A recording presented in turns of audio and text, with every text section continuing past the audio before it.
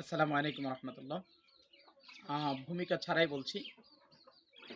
আজ ধর্ম অবমাননার ক্ষেত্রে বাংলাদেশে যেই পরিস্থিতি চলছে, এটি অত্যন্ত দুঃখজনক এবং লজ্জাজনক। কেন দুঃখজনক এবং লজ্জাজনক?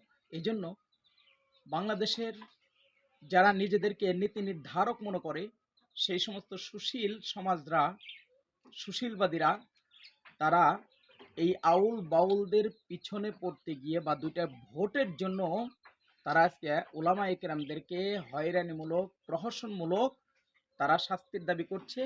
যারা বাউলদেরকে বা বাউলদের সাথে যাদের সাংঘর্ষিক, তাদেরকে গ্রেপ্তার করতে বলেছে। দেখেন, আপনি যেই মহলেরই হন না কেন, আপনি যত বড় উচ্চ পদস্থ একজন নেতাই হন না কেন, মনে রাখতে হবে আপনাদের অতীত কিন্তু খুব সুখকর ছিল না। আজকে ওলামায়ে কেরামদেরকে, ইসলামকে, কোরআনকে, দিন ধর্মকে আপনারা মাইনাস করে চলবেন, এটা অসম্ভব। সেই আশা আপনাদের একদম আস্থা করে নিক্ষিপ্ত হয়ে যাবে। মাআসসালাম, ধন্যবাদ। বোঝার চেষ্টা করবেন, জাতির দুঃখ দুর্দশা আপনারা অনুধাবন করার চেষ্টা করবেন, পাশাপাশি ওলামায়ে কেরামদেরকে সাথে রেখেই সামনে চলার চেষ্টা করবেন।